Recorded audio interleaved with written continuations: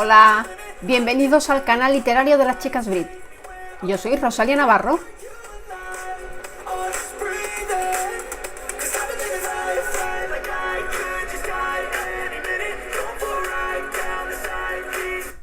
Y hoy, pues ya lunes y acabando ya mis vacaciones, os quiero hablar de la última novela corta, por cierto, de Arcadio Rodríguez Tocino, un ganador del premio Brit de la edición pasada, y se titula El Faro. Ya os comentamos en el anterior podcast dedicado a él un poquito esa introducción que hace con una imagen y un comentario bíblico, una cita bíblica. Pero hoy vamos a hablaros del análisis de la obra. También dijimos que la portada y la contraportada era preciosa, está nominada en las listas de mejor cubierta de ficción para los próximos 7º premios Brit, y esta novela corta ha sido finalista del premio Tristana 2021, o sea que tenemos aquí una joyita. Yo os la recomiendo. Hemos regalado la novela, por cierto, a Javier Huerta, a saber qué le parece, porque sabemos que ha leído varias cosas de Arcadio, le ha gustado y se la hemos regalado. Dedicada. Dicho esto, leemos la sinopsis. Venga, vamos a por ello. Finlandia, 1907. La vida de los fareros en la isla de Beskar es solitaria y monótona. Los días se confunden unos con otros bajo el cielo plomizo, sufriendo los terribles vientos del archipiélago y el aislamiento más atroz. Sin embargo, el naufragio de un barco cerca del faro cambiará por completo su existencia. La llegada de un extraño en mitad de la tormenta será el pistoletazo de salida a una historia llena de acción, supervivencia y horror. ¿Qué misterio esconde el náufrago? ¿Quiénes son sus perseguidores? Secretos que pueden acabar con todos los habitantes del faro en una apasionante novela de terror ambientada con excelente precisión histórica. Qué bien suena, ¿verdad? A mí me encanta el tema de los faros marítimos. Soy muy fan. Qué cosa, ¿no? Y bueno, ambientada en Finlandia, 1907, la vida de los fareros. Ahora pues prácticamente todos los faros están automatizados, y lo que es la profesión del farero yo creo que prácticamente no existe, no lo sé. Creo que, ya me lo diréis en comentarios si me equivoco, prácticamente no existe la figura del farero, ¿no? Supongo que los faros ahora, aunque estén automatizados, pues tendrán un mantenimiento técnico normal, pero bueno. Antes, pues los faros se ocupaban, se habitaban, por eso son torres con casas al lado, y pues se vivía allí como un farero. Y claro, hay faros que están en sitios remotos, y ahí vivían fareros. Y es la historia aquí. El capitán Harko desembarca con Elmer, con otro farero o ayudante de farero, y con el hijo de Elmer, Antti. Y el capitán Harko es el que lidera esa historia, ¿no? Porque él va allí con su equipo, que es estos dos hombres, Elmer y su hijo Antti, y allí ocupan un peñasco en medio de la nada, y bueno, ahí empieza la historia. Y como dice bien la sinopsis, allí os sucede algo que desembarca un extraño. Vamos por partes para hablar de esta obra. En la página 21 ya encontramos una frase que a mí me ha encantado, que es: la experiencia eran los errores que se cometían a lo largo de la vida. Pensadlo. A veces de los errores aprendemos más que de las cosas en las que acertamos, porque con los errores intentamos no volver a repetirlos. Esta frase me ha encantado de Arcadio.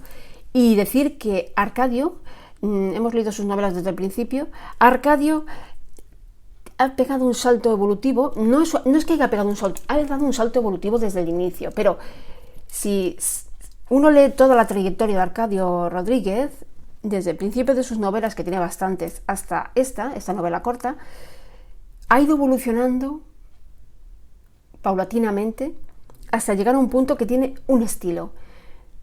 Ha conseguido obtener estilo e historia, que es lo que hace de una novela una buena novela. Yo creo que esto lo ha conseguido, lo hemos hablado muchas veces, la importancia de que el estilo esté compaginado con la historia, que no se pierda las cosas. Tiene un estilo muy logrado y además usa un lenguaje técnico a la hora de hablar de la profesión del farero. y eso me ha gustado mucho, porque había muchas cosas que yo desconocía. Me imagino que el grupo de lectura también, no lo hemos hablado, pero me imagino que también. Esta novela la hemos leído junto a Paula Medio, ya sabéis, nuestra otra chica brita en Gijón, siempre lo digo, nuestra otra chica brit, porque a veces decís, es que no conocemos a Paula Medio. Por favor, el que no conozca a Paula Medio no conoce el canal de las chicas brit, porque Paula Medio es parte de las chicas brit. Ella desde Gijón ha leído también la novela, Martina y yo, en este caso. Bueno, y también la ha leído Chris porque se la pasamos. Como era cortita, se la pasamos a Chris. Y bueno, pues, aunque no hemos hablado de este tema, a todos nos ha gustado mucho el lenguaje de la novela. Es un buen lenguaje. Como técnica narrativa, utiliza muy bien la falacia patética. ¿Qué es la falacia patética? No es nada malo, ¿eh? Si se usa bien. Bueno, pues la falacia patética no es otra cosa que recurrir al clima para dar énfasis pues, a una atmósfera, un ambiente, una escena. Incluso emociones, ¿no? Es un recurso que consiste en forzar la sincronía entre fenómenos climáticos y el estado de ánimo de los personajes, ¿de acuerdo? Tenéis el diccionario Brit en una de las pestañas del blog literario de las chicas Brit en Blogger, la plataforma Blogger. Tenéis ahí todas las cosas que os comento de los recursos narrativos. No es algo que me haya inventado yo. La falacia patética viene del escritor, crítico literario John Ruskin. Buscadlo. Él fue el que llamó a este recurso la falacia patética. Y bueno, es utilizar los objetos inanimados para proyectar emociones, ¿de acuerdo? Tenéis como ejemplo Emma de Jane Austen, que usó este recurso muchísimo para ambientar sus novelas. Muchos habéis leído obras en que la lluvia se relaciona con la melancolía, el otoño con otras emociones, la primavera con otras emociones. Pues es este recurso, la falacia patética. Arcadio la usa muy bien porque, claro, estamos hablando de aquí el viento, el aislamiento de estos tres hombres, ¿con qué? Pues con un tiempo, con una tempestad, con una tormenta, con un ambiente oscuro, gris, y esto le da, pues le da un ímpetu a todas las emociones de estos hombres. Pero cuidado con la falacia patética. Como todos los recursos y herramientas creativas, se tienen que usar con medida. Por ejemplo, hay que dosificarlo. No podemos sobrecargar la historia con amenazas de tormentas, ventiscas. No es el caso de Arcadio, pero, por ejemplo, siempre, quizás cuando hablo de este recurso, siempre recurro a la misma obra que ganó un premio Brit en el Anti-Brit, por eso. Porque era horroroso. Cada capítulo lo empezaba con la climatología, ya era pesado, y con cómo se llenaba un embalse. Si llovía, no llovía, si hacía sol, si hacía mucho calor, si ese año no había llovido. Era terrorífico. El embalse número 13, el embalse 13. No me acuerdo ahora, fijaos que no me acuerdo ni el autor, pero es un anti-Brit de las chicas Brit, o sea, de los premios Brit. Ahora lo he mirado, que me lo ha apuntado Martín ahí con señas y luego con un papel. El embalse 13, el libro de John McGregor. Este fue un anti-Brit, ¿de acuerdo? Bien. Nos ha gustado mucho en la novela. ¿Qué queréis que os diga?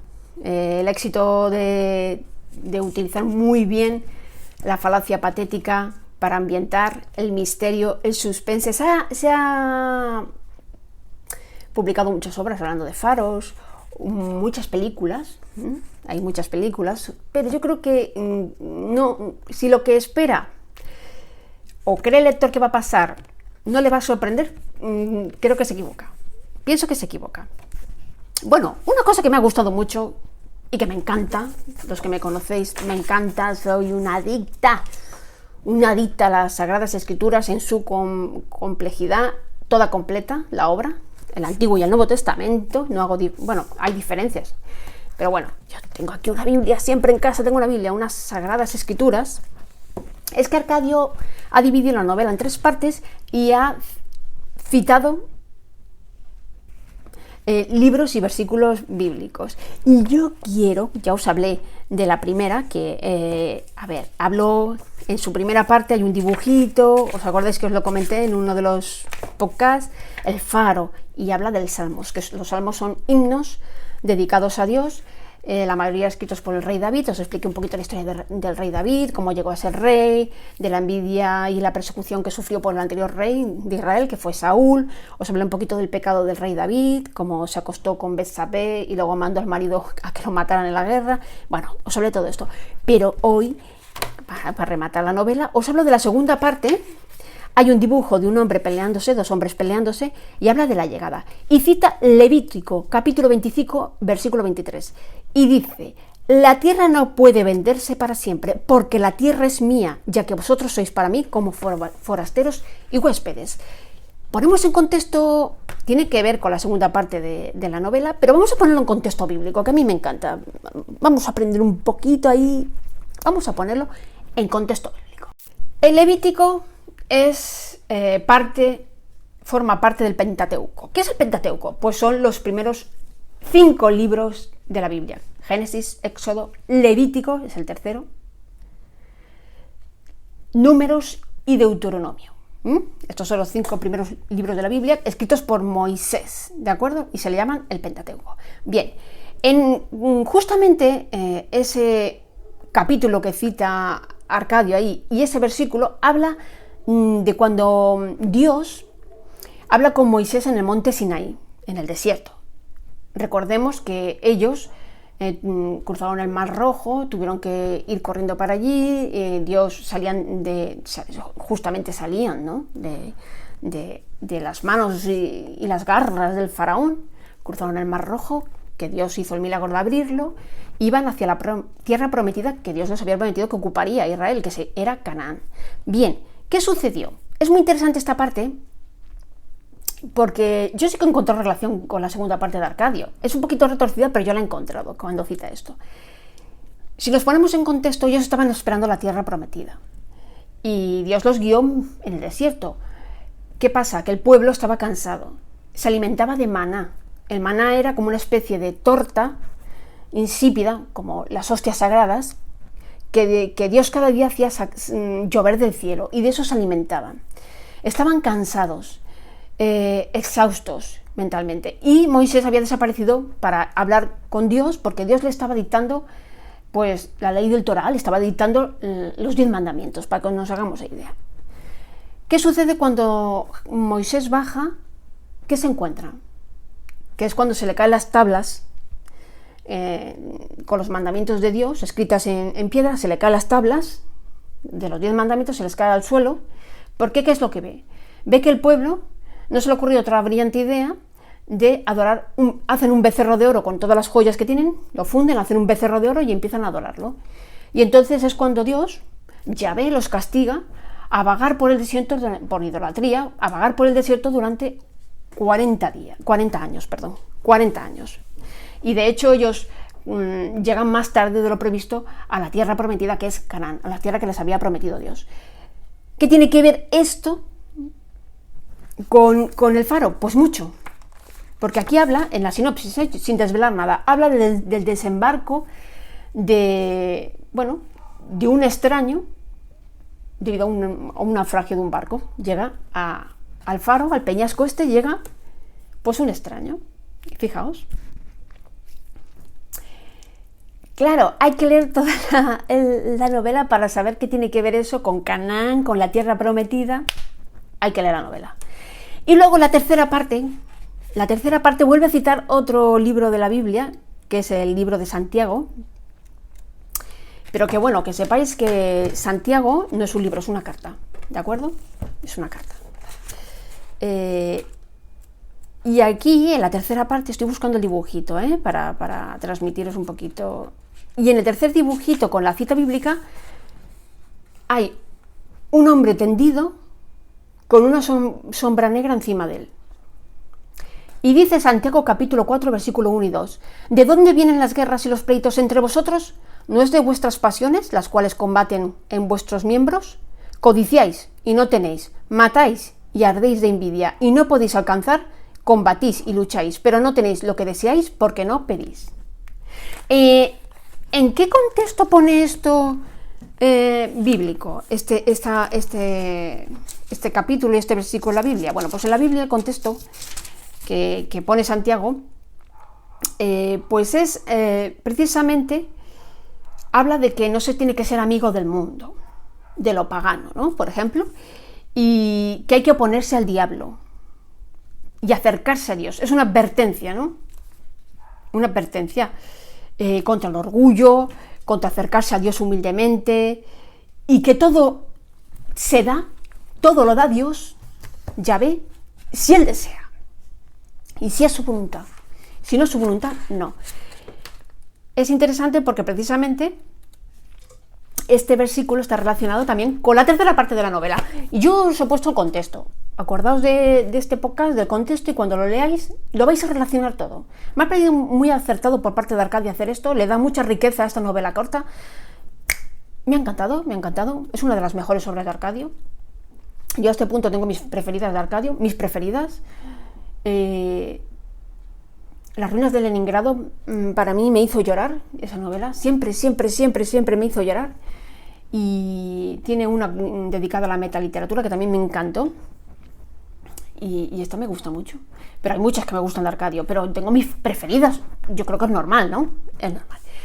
Bien, el grupo de lectura ha decidido que esta novela tendrá una mención en los 7º Premios Vic, por supuesto. Está en la lista nominada de mejor cubierta de ficción y también en la lista de mención especial, porque es una novela muy especial. Ha trabajado mucho Arcadio en esta novela corta y me ha encantado. El grupo está encantado con esta novela. Compradla, es baratita, creo que vale la pena. Está muy bien maquetada. Qué diferencia de otras novelas que se nos han roto las manos. Qué bien maquetada, qué bien cuidada. La Magnífica. Yo no la había oído nunca no la había oído nunca, a esta editorial o a esta maquetación, no lo sé. Sí, es una editorial.